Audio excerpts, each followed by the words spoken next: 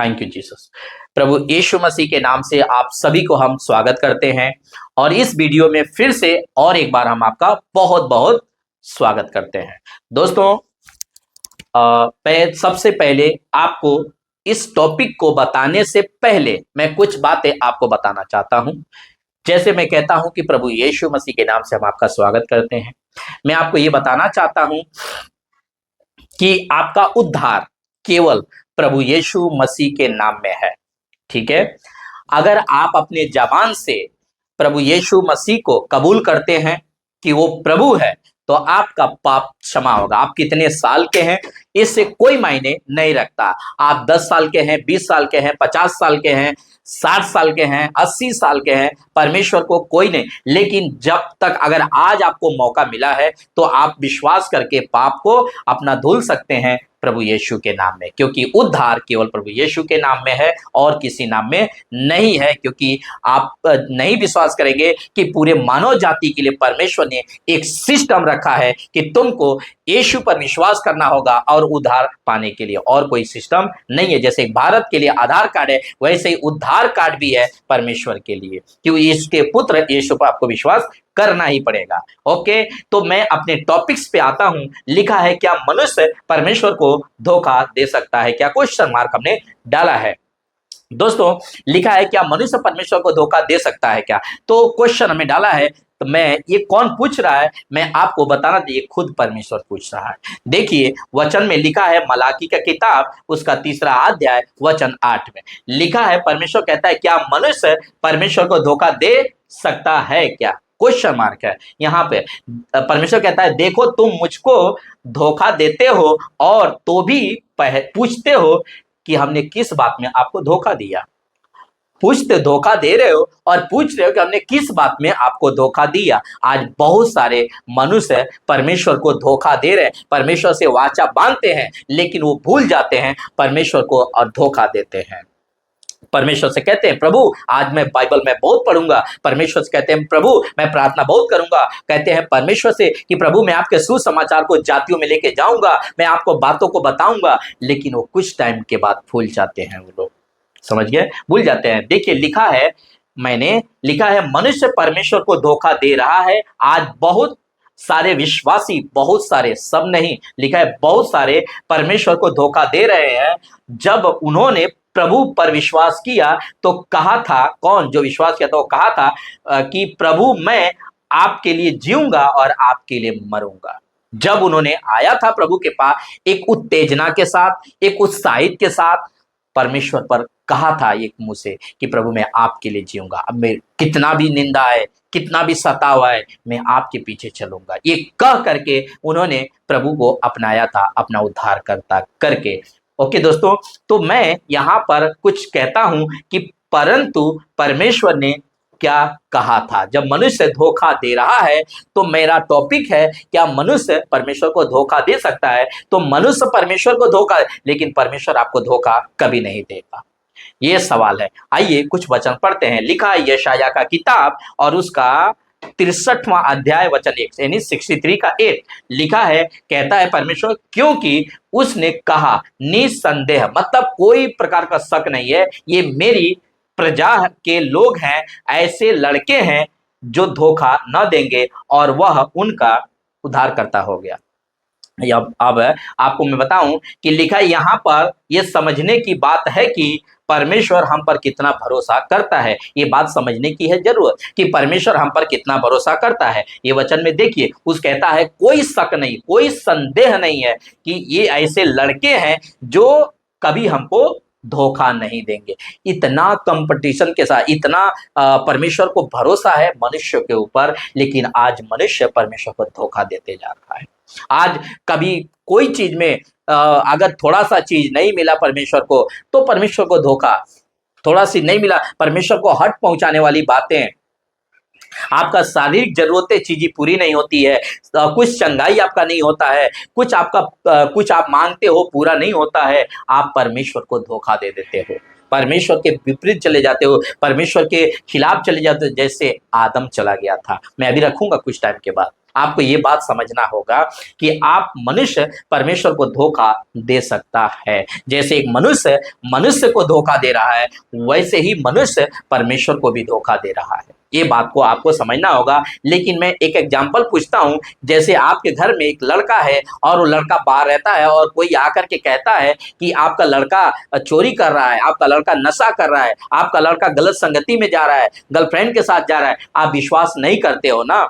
आप कहते हो नहीं, मेरा लड़का तो ऐसा हो ही नहीं सकता, मेरा लड़का ऐसा कर ही नहीं सकता। ऐसा है परमेश्वर जो आपके ऊपर इतना भरोसा करता है। जब आप एक शारीरिक पिता होकर ऐसा भरोसा करते हैं, तो जो ये आत्मिक पिता है आपके ऊपर इतना भरोसा करता है, तो इसका मतलब होता है कि जितना भरोसा परमेश्वर आपके ऊपर करता है, उतना ही भरोसा आपको भी परमेश्वर के ऊपर रखना चाहिए। फॉर एग्जाम्पल एक और आ रहा है, मैं आपको देता हूं। जैसे एक पत्नी होती है, एक पति होता है। जब पत्नी अपने पति के ऊपर भरोसा करती है, तभी वो जाकर घर में क्या होता है, अच्छे से चलता है। एक पति जो है अपने पत्नी को भरोसा करता है, तभी जाकर वो घर अच्छे से चलता है। अगर दोनों में से किसी के ऊपर अगर भरोसा नहीं है, तो कभी वो घर अच्छे से नहीं चल सकता, वो घर में कभी शांति नहीं हो सकता, वो घर में कभी खुशहाली नहीं हो सकता, क्योंकि आपस में एक दोनों को भरोसा नहीं है, आपस में एक दोनों को विश्वास नहीं है। अगर हम परमेश्वर के साथ अगर भरोसा नहीं करते हैं, परमेश्वर के साथ हम विश्वास नहीं करते हैं, तो हमारे जीवन में शांति कैसा आएगा, हमारे जीवन में उद्धार कैसे आएगा, हमारे जीवन में परमेश्वर हमारी प्रार्थनाओं को उत्तर कैसे देगा, जब हमको परमेश्वर पर भरोसा ही नहीं है। तो परमेश्वर का वचन ही नहीं है हमारे जीवन में, तो हम कैसे हमारा परमेश्वर हमारी प्रार्थना सुनेगा? ऐसे प्रार्थना कोई परमेश्वर नहीं सुनेगा। याद रखिए, परमेश्वर आपके ऊपर भरोसा करता है, तो आपका कर्तव्य है कि आपको परमेश्वर पर भरोसा। देखिए, परमेश्वर ने कुछ किया है और उसके बारे में लिखा है कि यहाँ पर हमने पढ़वा दिया कि समझने की बात है कि परमेश्वर हम पर कितना भरोसा करता है। तो अगर परमेश्वर भरोसा करता है, तो मनुष्य को उससे ज्यादा भरोसा करना चाहिए। देखिए, परमेश्वर ने कुछ किया है और उसके बारे में लिखा है, जितना उपकार यहोवा ने हम लोगों का किया, अर्थात इजराइल के घराने पर दया और अत्यंत करुणा करके उसने हमसे जितनी भलाई की, उस सब के अनुसार मैं यहोवा के करुणामय कामों वर्णन और उसका गुणवाद करूंगा। तो इसका मतलब है कि आपके जीवन में जितना परमेश्वर ने भलाई किया है, जितना उपकार किया है, आपको उसके कार्यों को वर्णन करना है।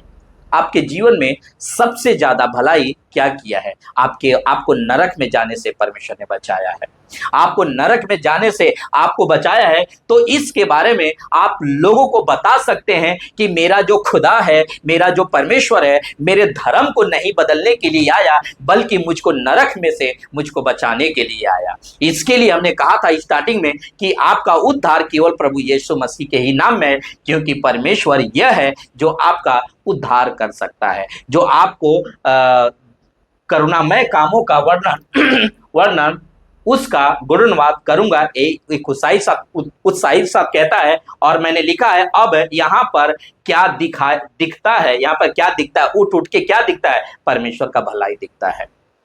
परमेश्वर ने अपने इजरायलियों के साथ में कैसा भलाई किया है, आपको नहीं पता होगा कि अंत के दिनों में इजरायलियों का रैप्चर हो जाने के बाद उनको उद्धार पाने की मौका है, लेकिन अन्य जातियों को नहीं है। अन्य जातियों मतलब है जो इजरायली नहीं है, जो यहूदी नहीं है, उनके लिए मौका नहीं है। परमेश्वर ने पहले ही से बात करके दे रहा है कि आपके पास आज मौका है, आप मन फिरा लीजिए। जब तक रैप्चर नहीं होता, जब तक कलीसिया उठाई नहीं जाती, जब तक बादलों पर यीशु नहीं आता, तब तक आपके पास चांस है कि आप मन फिरा लें और यीशु मसीह पर विश्वास कर लें। ये वो परमेश्वर नहीं है जो पत्थर का होगा, वो परमेश्वर नहीं है जो सोना चांदी पीतल का होगा, वो परमेश्वर है जो सोना चांदी पीतल पत्थर लकड़ी को उसने बनाया, वो खुदा है परमेश्वर। तो आपको इसके भलाई के ऊपर आपको ध्यान देना होगा कि आपने भलाई में आपका पाप क्षमा किया है। तो जितने लोग प्रभु यीशु पर विश्वास करते हैं, आप अपने परमेश्वर का वर्णन करिए, अपने परमेश्वर का बातें करिए लोगों के साथ में, ताकि उसका सुसमाचार पड़े, इसके कार्य के बारे में लोग जाने। कोई दिया जलाकर नहीं ढकता, कोई बर्तन से उसको नहीं ढकता है, बल्कि उसको दीवार पर रखता है। आपको दिया कहा है, आपको लाइट कहा, आपको नमक कहा। क्यों ऐसा एग्जाम्पल लिया परमेश्वर? क्यों ऐसा एग्जाम्पल लिया परमेश्वर? आपको सोचना जरूरी है। एक व्यक्ति है जो पूरी दुनिया का सबसे पहला व्यक्ति है, और ये पहली औरत है जिसको परमेश्वर ने बनाया था, और इस वाटिका में बनाया था। ये वृक्ष आपको दिखता होगा, इसमें बनाया था, और लिखा है आदम और हव्वा ने परमेश्वर को धोखा दिया। इन लोगों ने इस वाटिका में परमेश्वर को धोखा दिया और लिखा है, और तब से लेकर आज तक मनुष्य परमेश्वर को धोखा धोखा धोखा देते आ रहा है। इसका जब बच्चा पैदा हुआ तो इसने क्या किया, अपने भाई को धोखा से मार डाला। आपको पता है, तब से लेकर आज तक इस पृथ्वी पर भाई भाई को धोखा दे रहा है, औरत अपने पति को धोखा दे रही है, भाई अपने बहन को, बहन अपने भाई को, चाचा अपने भतीजे को, भतीजे अपने चाचा को, मामा अपने भांजे को, भांजे अपने मामा को, सब एक दूसरे को खाली धोखा धोखा धोखा धोखा। ये किसका वंश है? इसका इसके वंश से परमेश्वर छुड़ाने के लिए 2025 साल पहले इस पृथ्वी पर स्वयं स्वर्ग छोड़ करके आया था और अपने आप को शून्य कर डाला ताकि आप विश्वास करके बचाए जा सको। मेरे भाई देखो, यहाँ पर कुछ चीजें हमने लिखा है कि परमेश्वर ने कुछ आज्ञा दिया था। लिखा है परमेश्वर ने आदम को यह आज्ञा दी क्या, कि वृक्षों का फल खा सकता है। मैं आपको एक कुछ चीजें समझाना चाहता हूं। लिखा है मेरे दोस्त कि वृक्षों का फल, ये सिंगुलर नहीं है, ये बहुवचन है, एक पेड़ नहीं है। इस वाटिका में बहुत सारे पेड़ हैं। इस बहुत सारे पेड़ में से परमेश्वर ने इस व्यक्ति को कहा था कि तुम निखट के खा सकते हो। देखो, मैं आपका वचन दिखा देता हूं इसका। देखिए, उत्पत्ति 2:16 है। लिखा है, और यहोवा परमेश्वर ने आदम को यह आज्ञा दी, तू वाटिका के किसी भी वाटिका के किसी भी वृक्षों का फल खा सकता है। देख लिया आपने, किसी भी वृक्षों का फल निखट के, किसी प्रकार का डरना नहीं, किसी प्रकार का रोक टोक नहीं, कोई तुमको रोकेगा नहीं, तुम निखट के खा सकते हो जितना मर्जी। अब इसके बेचारे के पास क्या घट गया, मुझे नहीं समझ में आया, क्या इसके पास कमी आ गया? इतना कुछ तो परमेश्वर ने दिया था इसको। आपको पता है, हमको लगता है कि जब परमेश्वर हमको सब कुछ दे देता है ना, तो हम परमेश्वर को भूल करके हम खुद ही परमेश्वर बन जाते हैं। परमेश्वर को अपना मालिक बनाने के बजाय हम खुद ही परमेश्वर के ऊपर मालिक बन जाते हैं। कोई इनको सिखा रहा है, कोई इनको आज्ञा दे रहा है, लेकिन इन्होंने, आप शायद मुझे लगता है कि हवा भी होगी साथ में, और हवा और आदम दोनों बात किए होंगे, और परमेश्वर ने कहा है हम दोनों परमेश्वर का आज्ञा पालन करेंगे, साथ चलेंगे, साथ उठेंगे बैठेंगे और उसकी आज्ञा को मानेंगे। ऐसा लिखा नहीं है, लेकिन हम आपको ऐसे ही बताते हैं उनके हिसाब से, उस हिसाब से उन लोगों ने जो सोचा होगा। लेकिन वहां पर एक और कहा था परमेश्वर ने कि भले और बुरे के ज्ञान का तू कभी न खाना, भले बुरे ज्ञान का फल तू कभी न खाना। क्यों नहीं खाना? क्योंकि परमेश्वर, आपको मैंने पढ़वाया ना यशाया 63 का 8 में, कि आप पर भरोसा करता और आपको अपना लड़का कहता और कहता है ऐसे मेरे लड़के हैं जो कभी जो है कि धोखा नहीं देंगे। और आपको यूहन्ना किताब 3:16 पता होगा कि परमेश्वर ने जगत से ऐसा प्रेम, तो उसका प्रेम इतना बड़ा है, वो चाहता नहीं है कि आपको मृत्यु करे।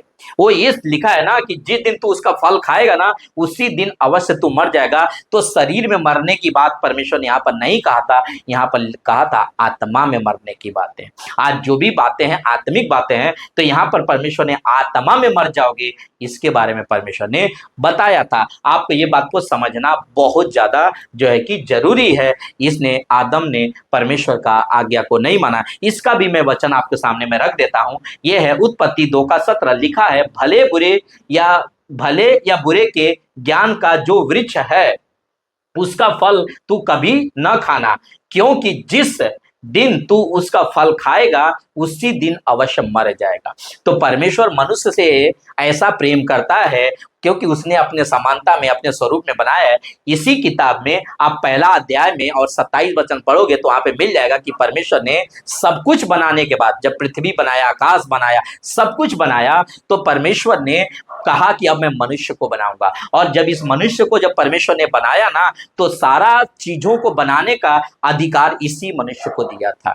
और पता है, उत्पत्ति पहला अध्याय में इसको परमेश्वर ने आशीष दे चुका था। कौन सा आशीष का? बच्चा पैदा करने का, ब्लेस, बच्चे पे बच्चे, बच्चे पे बच्चे, बच्चा पैदा करने का ब्लेसिंग दिया था। कहा था फलो फूलो और पृथ्वी पर फर जाओ। आपको पता है आज तक ये आशीष परमेश्वर का चल रहा है, और जब तक यीशु मसीह नहीं आ जाएंगे, जब तक ये दुनिया का अंत नहीं हो जाएगा, तब तक ये चलता ही रहेगा। क्योंकि परमेश्वर ने उत्पत्ति पहला अध्याय में आशीष आदम को दिया था, और हम सब इसी के वंश से हम निकल के आए। चाहे वो दुनिया का कितना भी बड़ा आदमी क्यों ना हो, सब इसी आदम से निकल करके आए। और इस व्यक्ति ने परमेश्वर को धोखा दिया और परमेश्वर के विरुद्ध इसने पाप किया।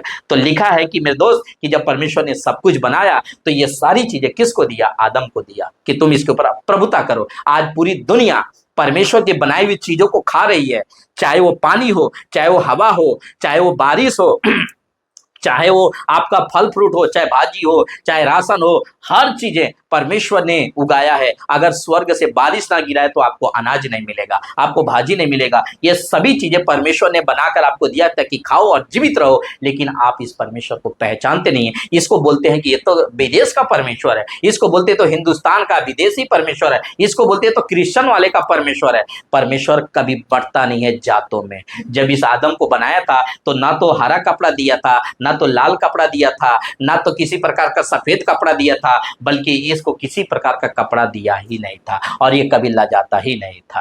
तो फिर सवाल ही खत्म हो गया कि परमेश्वर पाप करता है। ओके साहब, सही रेस्पॉन्स दे दो। तो लिखा है कि इसने पाप किया परमेश्वर के प्रति।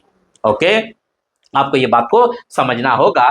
अब देखिए यहां पर लिखा है कि आदम, तो इसने आज्ञा न मानकर क्या किया, परमेश्वर को धोखा दिया। और ये तब से लेकर आज तक जो है कि मनुष्य धोखा देते आ रहा है। और तब जाके होशे 6:7 लिखता है, कहता है होशे भविष्यवक्ता जो लिखता है, परंतु उन लोगों ने आदम के समान, कौन, इजरायली लोगों ने, इजरायली लोगों की बात हो रही है यहाँ पर, परंतु उन लोगों ने आदम के समान वाचा को तोड़ दिया। उन्होंने कहा मुझे विश्वासघात किया। तो विश्वासघात का मतलब होता है धोखा, धोखा, धोखा। आज तब से लेकर आज तक लोग धोखा ही दे रहे हैं, एक दूसरे को केवल धोखा। कैसे फंसाऊं, कैसे फंसाऊं, कैसे इनको धोखा दूं, कैसे मैं इनको लूटूं, कैसे मैं इनको फंसाऊं। तब से लेकर आज तक यही जो है कि मनुष्य के जीवन में काम करता। परमेश्वर का वचन साफ कहता है कि आदम के समान वाचा को तोड़ दिया। किसके बारे में हो रही बात, इजरायलियों की बात। इजरायलियों ने परमेश्वर का वाचा को भूल गया। समझ गए दोस्तों, आपको समझना होगा। उसके बाद लिखा है भले या बुरे ज्ञान का तू फल कभी ना खाना। तो जब वाचा तोड़ दिया तो परमेश्वर के लोगों ने धोखा दे दिया, परमेश्वर को लोगों ने धोखा दिया। एक व्यक्ति है जिसका बारे में मैं एग्जांपल लेता हूं, और उस व्यक्ति का नाम है राजा दाऊद, जो पूरे इजराइल पर ये दूसरा वाला राजा है। पहला राजा है राजा साउल और दूसरा राजा है राजा दाऊद। पूरे इजराइल के ऊपर यही एक राजा था जिसको परमेश्वर ने खुद इसका अभिषेक किया था। सुलेमान, आपको पता होगा, नाम नहीं आ रहा है, लेकिन इसका परमेश्वर ने खुद ही जो है सामुएल के द्वारा इसका अभिषेक किया था। और लिखा है, बाइबल में लिखा है कि तू बेविचार न करना। क्लियर लिखा है बाइबल में, ये आपको मिलेगा निर्गमन का किताब 20वां अध्याय वचन 14 में, ये आपको मिल जाएगा। लिखा है तू बेविचार न करना। लेकिन दाऊद ने क्या किया, बेविचार किया। देखिए हमने ऊपर लिखा है क्लियर कि वो बेविचार किया और उरिया की पत्नी के साथ में किया। ये लीजिए वचन भी पढ़वा देता है इसका वाला, इस पोस्टर का वचन है 2 सामुएल 11वां अध्याय वचन 2। लिखा है, सांझ के समय दाऊद पलंग पर से उठ करके राजभवन की छत पर क्या कर रहा था, टहल रहा था।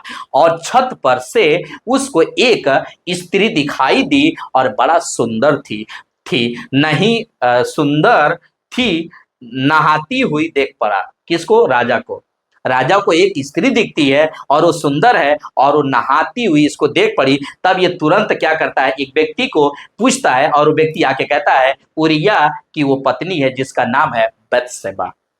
इसका नाम था बत्शेबा और कहता है उरिया की पत्नी है। राजा तुरंत उसको क्या करता है, बुलवाता है और लिखा है कि उसके साथ में वो सोया। हमने हाईलाइट किया है, चेता बाद में पढ़ लीजिएगा पूरा। लिखा है उसके साथ में क्या किया, उसने सोया।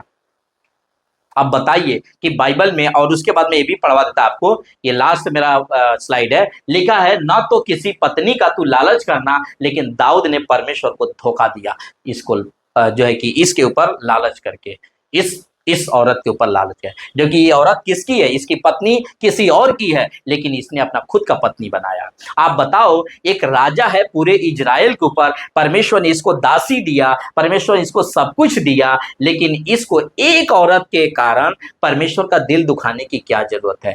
ऐसे ही हम मनुष्य, परमेश्वर ने हमारे पास जो दिया है हम उसको याद नहीं करते हैं, जो नहीं दिया उसको पाने की कोशिश करते हैं। मेरे दोस्त, ये राजा को क्या घटी था, अगर ये औरत को चाहिए था राजा को तो परमेश्वर से मांग लिया होता। ये अध्याय 11 है, लेकिन अध्याय जब 12 पढ़ोगे तो परमेश्वर साफ कहता है कि दाऊद, अगर तुमको चाहिए था तो तुम मांग लेता, तुम ऐसा क्यों किया, तुम अपने मर्जी से क्यों चला। आज हम भी ऐसे ही हैं, हम इसीलिए परमेश्वर को धोखा देते हैं। आज ये दाऊद राजा तो हमारे लिए एक एग्जाम्पल बन गया। तो अगर कोई भाई बहन अगर ऐसी बंधन में फंसे हैं, ऐसी चाल में फंसे हैं, तो आप वहां से बाहर निकलिए, वहां से बाहर निकलिए।